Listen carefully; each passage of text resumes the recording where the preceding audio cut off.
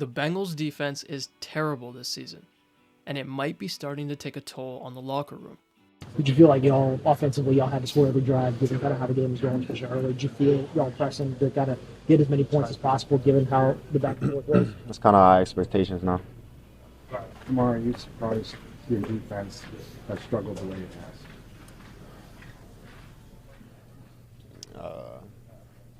That was Jamar Chase subtly voicing some of his frustrations and maybe a lack of belief in the defense.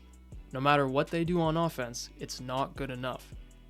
Maybe he should have just kept that to himself, but how can you really blame him?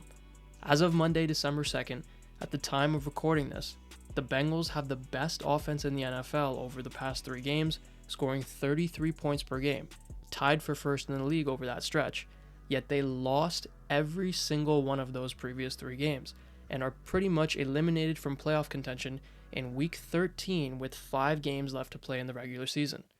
How? How does a team led by JoeBurrow, who is lighting the league on fire and has the highest passing grade in the league per Pro Football Focus, already out of playoff contention with 5 games left to play in the season, sitting at a record of 4-8? To start, you guessed it, the defense is awful, but there's a lot more to the Bengals' bad season than just the defense. But we'll get to all that in a second. First, let's just start with the defense.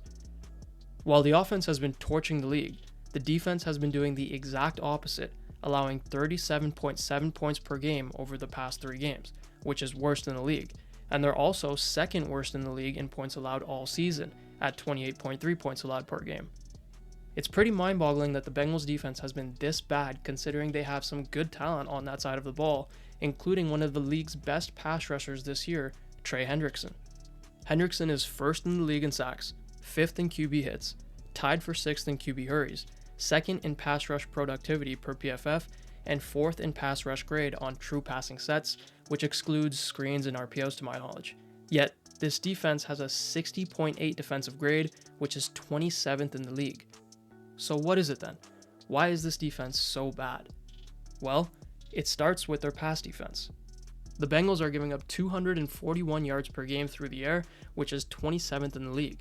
Apart from Hendrickson, the pass rush just isn't getting there consistently enough, and the team has a pass rush grade of 62.2, which is tied for 5th worst in the league, and that's with Hendrickson being one of the league's best rushers. Imagine how bad the team pass rush grade would be if this team didn't have Hendrickson. They would likely be dead last by a pretty good margin.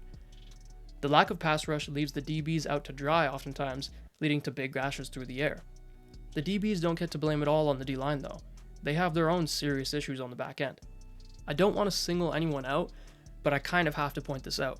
Starting strong safety Geno Stone is graded 55th out of 55 for eligible safeties in run defense and 62nd of 66 in pass coverage per Pro Football Focus. Clearly, the Bengals have some personnel issues on their defense, but Lou Anarumo, the team's defensive coordinator, keeps sticking to the same lineup. At some point, you have to start trying different player rotations to try to find something that works, because what he has right now clearly isn't, yet he keeps sticking to it. The Bengals' weak pass defense was on full display in Week 13 against the Steelers, where they gave up 414 passing yards and 3 passing TDs to Russell Wilson and the Steelers, who don't even have a top 20 passing offense in the league. I have a hard time seeing Lou Anarumo keep his job this offseason. He's had 2 really bad years in a row now, and has never had a great season in 6 seasons with the Bengals. But like I mentioned earlier, the Bengals' struggles this year haven't entirely been the fault of the defense, although they've played a large part. We also have to look at the sheer amount of injuries they've had this season to key players. On both sides of the ball, the team has missed key starters for significant time this season, and what you're seeing on screen right now is just a short list of notable names. The injuries throughout the season have created problems with continuity and have left the team searching for 3rd and 4th stringers at key positions like offensive tackle and cornerback, which certainly doesn't help win games. Uncharacteristic poor kicking has also been a contributing factor to the lack of success this season. Evan McPherson was a top kicker in the league last year, but has fallen all the way down to 27th in the NFL this season, hitting only 50% of his kicks beyond 40 yards. He's been a cold-blooded kicker in the past, but he's had some real problems in the clutch this year, missing key 4th quarter and overtime field goals, like the 2 missed kicks in a close game against the Chargers in 4th quarter, or the OT kick against the Ravens. Another thing that has to be accounted for is the Bengals starting this season weak again this year, which is turning out to be a bad pattern for the Bengals under Zack Taylor. In 2020, they started 0-2-1. 2022, they started 0-2. 2023, they started 0-2. And this year, they started 0-3. That's poor starts to the season 3 of the 4 years, and 3 years in a row now under coach Zack Taylor. The poor starts to the season for the Bengals is odd, and it can be hard to directly attribute it to any one thing because each season is different, but at a certain point, you just have to put it on the head coach, Zack Taylor. Ultimately, it's the head coach's job to make sure that the team is ready to go to start the season, and Taylor has failed to do this multiple seasons in a row now. More than anything, more than calling plays on one side of the ball, the head coach has to be the general.